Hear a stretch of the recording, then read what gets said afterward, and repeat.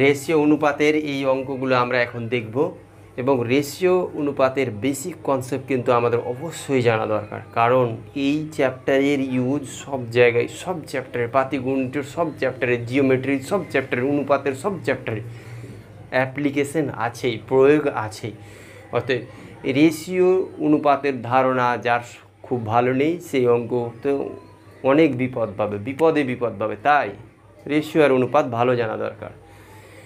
তো আমরা রেশিওর এই যে দেখো একটা নাম্বার 1-এর যে প্রবলেমটা কীভাবে সহজে সমাধান করব, দেখো A:B মানে A অনুপাত B ইকুয়াল টু 2:5। দ্বিতীয় আরেকটা আছে B:C ইকুয়াল টু 3:4।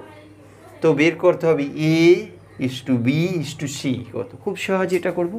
এরকম আমাদেরকে বারবার করতে হবে, এগুলো অ্যাপ্লিকেশন আসবে। মানে এইরকম তোমাকে এখন আর সমাধান করতে দিব না, আগে দিই তো এখন আর দিবে না, এখন তোমাকে এগুলো অ্যাপ্লিকেশনে তোমাকে বের করতে হবে। তো দেখো এটা আমরা কিভাবে করব। তাহলে এখানে দেখো A সমান কত 2 বসিয়ে দিলাম, এখানে B সমান কত 5 বসিয়ে দিলাম এখানে। আবার এখানে দেখো B সমান কত আছে 3 বসিয়ে দিলাম এখানে। আর C সমান কত আছে C সমান 4, তো 4 বসিয়ে দিলাম। আশা করি এইটুকু বুঝতে পেরেছো। এবার দেখো এর সামনে দেখো এখানে ফাঁকা আছে, এর সামনে এখানে ফাঁকা আছে, যার সামনে যেটা ফাঁকা আছে সেটা বসিয়ে দাও। এর সামনে কি 5-এর সামনে এটা ফাঁকা আছে, তাহলে 5 এখানে বসিয়ে দাও। আর 3-র সামনে কি ফাঁকা, 3-র সামনে এই যে এটা ফাঁকা আছে তো 3 বসিয়ে দাও। এবার সবগুলোকে মাল্টিপ্ল করো, এটার সাথে মাল্টিপ্ল করলে কত 2 3 মাল্টিপ্ল করলে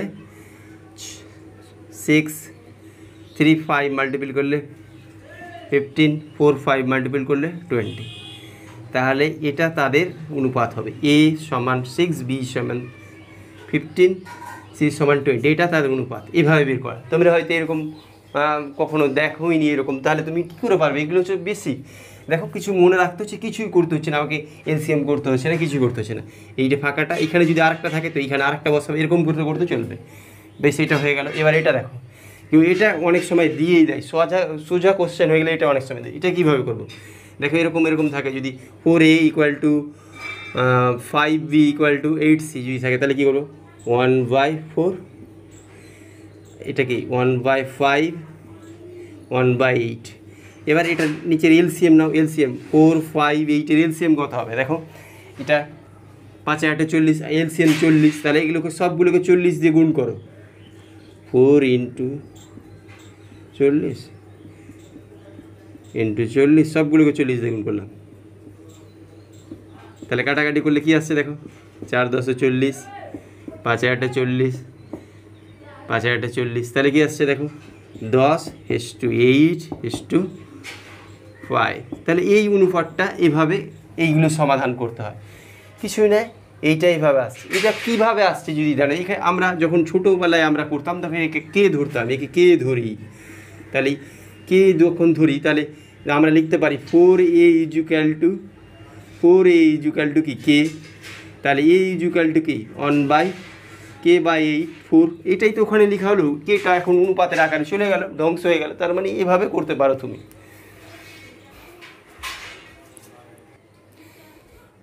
অনুপাতে 3 নম্বর অঙ্কটি আমরা এবার আলোচনা করব, খুব সুন্দর অঙ্ক। এরকম অঙ্ক পরীক্ষায় দেখা গিয়েছে, ক্লাসিপের পরীক্ষায় এরকম অঙ্ক দেওয়ার সম্ভাবনা অনেক বেশি। একটু কঠিন করবে ওরা কোশ্চেন, অত সহজ করবে না। তো এই কোশ্চেনগুলো দেওয়ার সম্ভাবনা অনেক বেশি, ধৈর্য করে দেখো, ধৈর্য সহকারে দেখো, কম লিখে বেশি। কম্পিটিটিভ এক্সামে তো লেখার টাইম নেই, তোমাকে ভাবনা ক্রিয়েট করতে হবে এবং তাড়াতাড়ি সমস্যার সমাধানে নিয়ে আসতে হবে। দেখো A+B = B+C C+A সমান 7 4, এর অনুপাতে আকার আছে। A+B+C সমষ্টি 16 আছে, আর এইটা চেয়েছে A² + B² এর সমষ্টি অনুপাত AB BC এর সমষ্টি কত অনুপাত চেয়েছে, তোমাকে এইভাবে বের করতে হবে। দেখো তাহলে খুব সহজে কীভাবে অঙ্কটা করা যায়। দেখো এখানে AB BC এখানে মানে এরা যদি আমি কটা এ আছে বলি দুটো বি দুটো সি আছে, তাহলে আমরা বলতে পারি যে এদের যে যোগফলটা ইকুয়াল টু কী বলতে পারি A+B+C ইকুয়াল টু এটা কত আছে 7 4 5 16, তো এইখানে আছে 16 আর ABC এখানেও আছে 16। তাহলে দেখো তাহলে এইখানে আমরা এটা কে ধরে একটা অ্যাপ্লিকেশন করি, তাই তো কে, তার মানে এটা হচ্ছে কে, 16কে ধরে নিলাম। তাহলে এখানে কত হচ্ছে, তাহলে A plus B plus C equal to কত 8কে, তাহলে এটা হচ্ছে 16, ওইখানে দেওয়া আছে 8কে, তাহলে কে ইজুকাল টু কত, কে ইজুকাল টু 2, তার মানে এদের মধ্যে টু টু টু গুণ আছে। আমি এটা বুঝে গেলাম কত গুণ আছে, 2 গুণ আছে, কে ইজুকাল টু 2 মানে এখানে কে করে যোগ ছিল, এদের মধ্যে 2 গুণ আছে। তাহলে এটা কত 14 8 10, তাহলে এটা হবে 14, এটা কত হবে বলো 8, এটা কত হবে 10। এবার দেখো এইখানে দেখো কি, এখানে কি নেই, সি নেই, এখানে কি নেই, এ নেই, এখানে কি নেই, বি নেই, তাহলে এই মানগুলো বের করবো। দেখো এখন আমরা জানি এ plus B plus C 16, R A B জেনে গেছি 14, তাহলে 16 থেকে 14 বাদ দিলে সি পেয়ে যাব, তাহলে 14 কত 2 পেয়ে গেলাম। এবার দেখো 16 থেকে তেমনইভাবে 16 থেকে 8 বাদ দিলে এ কত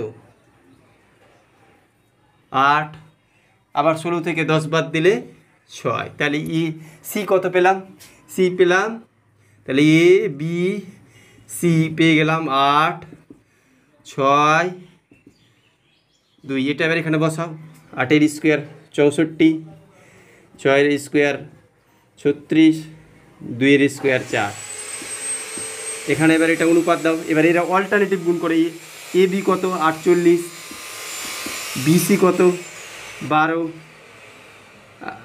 সিএ কত, সিএ হচ্ছে তোমার 16। এবার দেখো তাহলে এটা এবার অ্যাডিশন করো, 64 36 100 104 অনুপাত, এটা অ্যাডিশন করো 12 48 60 60 আর 16 76, অ্যাডিশন এগুলো খুব তাড়াতাড়ি করতে হবে তোমাকে। এবার এটা দেখো এটা 4 দিয়ে কাটা যাচ্ছে, এটাকেও 4 দিয়ে কাটা যায়, 4 দিয়ে কাটা 2 4 6 24 6, এটা 4 দিয়ে দাও, 4 1 4, এদিকে 3 4 নং 36, তাহলে এটা অনুপাত হয়ে গেলে এইভাবে করতে হবে, খুব তাড়াতাড়ি এইভাবে করতে হবে। এর থেকে তাড়াতাড়ি তুমি করতে পারো, তোমাকে তো আর বোঝাতে হবে না, তখন তুমি এইভাবে তাড়াতাড়ি করে করতে পারো অঙ্কগুলো। চলো আরেকটি অঙ্ক নিয়ে আসি এরপরে। ফর্মুলালেস ম্যাথ ইউটিউব চ্যানেলে আরেকটি অনুপাতের অঙ্ক নিয়ে এলাম। এই অঙ্কটিতে দেখো খুব সহজ অঙ্ক, এবং এই অঙ্কগুলো উইদিন 20 to 30 সেকেন্ডে করা যায়। এ অনুপাত বি 3:2, মানে এ 3 বি 2, এখানে এ বি এর মান বসাবো, অনুপাতের কাজ করব, হয়ে যাবে। তাহলে এ সমান 3 বসাই, তাহলে কত 3 আর 5 15, আর বি সমান 2 4, অনুপাত 3a 3 মানে 3a equal to 3 9 plus b2 মানে 8, তাহলে কত হচ্ছে 19 17, এটা হয়ে গেল। খুব সহজে এগুলো হয়ে যাবে, কোনো কিছু টাইম লাগবে, কোনো কিছু টাইম লাগবে। এরকম যদি দিয়ে থাকে তো ব্যস্ত না, তো অঙ্কই কোনো ব্যাপার নেই, কিন্তু আমি চাই এরকম না দিক, বা তোমরাও চাও, কারণ এই অঙ্কগুলো সবাই পেরে যাবে। তুমি প্র্যাকটিস করবে তাও পারবে, আর যে প্র্যাকটিস না করবে তাও পারবে। কঠিন একটু অঙ্ক হওয়া ভালো, কঠিন একটু কোশ্চেন হওয়া ভালো, কারণ যারাই পড়বে সিদ্ধান্তে তারাই পাবে। আর তুমি যদি এটা ভাবো যে কম পড়ে আমি পেয়ে যাব, ভুল ধারণা। তুমি 90 মেরে আসবে, সে 100 মেরে আসবে, তুমি 80 করে আসবে, সে 90 করে আসবে, তাতে কোথায় ডিফারেন্স হলো? তাহলে কঠিন কোশ্চেন হলে একটু সুবিধা হয়, মানে কঠিন বা মডারেট মিডিয়াম মাঝারি ধরনের মডারেট কোশ্চেন সব থেকে ভালো পরীক্ষার দিতে গেলে, যারা প্রিপারেশন নেই তাদের কাছে সব থেকে ভালো। আর যারা প্রিপারেশন নেই এই কোশ্চেনগুলো ইজি পেরে যাবে, তুমি পেরে যাবে, তো ডিফারেন্স কোথায় হলো, একটু কঠিন হওয়া ভালো। চলো আরেকটি অঙ্ক নিয়ে আসি। ফর্মুলালেস ম্যাথ ইউটিউব চ্যানেলে আরেকটি অঙ্ক। এই অঙ্কটা খুব সহজ, একটু কঠিন, কিছু কঠিন নয়, খুব সহজ অঙ্ক। দেখো 3x + 2y, তাহলে এই x আর y এর অনুপাত বের করতে হবে। তাহলে x/y = 2/3, তাহলে x = y = 2:3, তাহলে x2y3 এখানে বসাবো, হয়ে যাবে। তাহলে x2y3, y কত 3, তাহলে 3 - 2 আর 3 + 2, তাহলে কি 3 1 5, এটাই হয়ে গেল।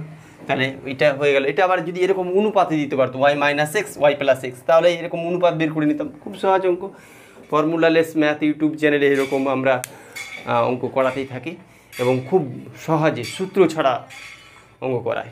তোমরা এই চ্যানেলটি সাবস্ক্রাইব করো। ফর্মুলালেস ম্যাথ ইউটিউব চ্যানেলে এই অনুপাতের এটা বেসিক ভিডিও। এরপর থেকে একটু কঠিন অঙ্কগুলো আসবে, যেমন ফোর্থ বা 3 বা থার্ড প্রপোর্শন, যেগুলো প্রপোর্শনাল বের করতে বলে সেগুলো বের করা শিখব। তারপরে যে লিখার যে অঙ্কগুলো অনুপাতের বয়সের সাথে বা টাকার সাথে রিলেশন যে অঙ্কগুলো, আর বিজনেস কারবারের যে অঙ্ক, অংশীদারি কারবার, সেগুলো এই অঙ্ক এই অনুপাতের চ্যাপ্টারের মধ্যে ইনক্লুড থাকে। এই অঙ্কগুলো আমাদের প্র্যাকটিস। অনুপাত থেকে আমি বলতে পারি ক্লার্কশিপের ক্ষেত্রে অনুপাত বা রেশিও থেকে 5 নাম্বার তো ক্যারি হবে, কারণ এখানে অনুপাত মানে শুধু অনুপাত নয়, এখানে অংশীদারি কারবারও যুগ আছে, এজের বয়সের যে অঙ্কগুলো হয় সেগুলো, এজ রিলেশন যেগুলো অঙ্কগুলো হয় সেখানেও এখানে অনুপাতই লুকিয়ে আছে। আর অনুপাত তো আছে অলরেডি, আর অনুপাত সব চ্যাপ্টারে আছে। যেমন আমরা তরকারি হিসেবে, সবজি হিসেবে আলুকে ভাবি, সব তরকারিতে দেওয়া যায়, তেমন অনুপাত সব জায়গায় আছে। অনুপাত তোমার সব জায়গায় আছে, সব পাটিগণিতের প্রত্যেকটা, জিওমেট্রির প্রত্যেকটা জায়গায় কাজে লাগছে। তো অতএব তোমাকে ভালো করে শিখতে হবে। এই পর্যন্ত বন্ধুরা, এরপরে আরেকটি ভিডিওতে তোমাদের সঙ্গে দেখা হচ্ছে। তো আমরা ক্লার্কশিপের প্রিপারেশন এইভাবে নিতে থাকবো এবং প্রতিদিন 1 থেকে 2টো ভিডিও দিতে থাকবো। তোমরা এই চ্যানেলটি সাবস্ক্রাইব করো। আরও কথা, আমরা যদি পরিশ্রম করি তাহলে আমরা সাকসেস পাবো, সাকসেসের কাছাকাছি তো যাবই, সাকসেস তো পাবোই। এবং আগামী দিনে জব অপরচুনিটি প্রচুর আসছে, কারণ দীর্ঘদিন ধরে ওয়েস্ট বেঙ্গলে তথা সেন্ট্রাল গভর্নমেন্টের জবের অপরচুনিটি আসেনি। আশা করি এবার বিরোধী দল খুব স্ট্রং আছে, তারা তো জবের অপরচুনিটির চাপ দিতে পারে, জব বলার ভ্যাকেন্সি বের করার জন্য চাপ দিতে পারে। তো ভ্যাকেন্সি সেন্ট্রাল গভর্নমেন্টে আসতে পারে, আর স্টেট গভর্নমেন্ট তো আসার সম্ভাবনা অনেক বেশি আছে, কারণ স্টেট গভর্নমেন্টের পাশে অ্যালিগেশন লিগ আছে যে তারা ভালো করে কোনো জব দিতে পারে না। তারা তো চাইবে যে একটা ভালো পরিস্থিতি সৃষ্টি করার জন্য। চলো বন্ধুরা, দেখা হচ্ছে পরে আর একটি ভিডিওতে।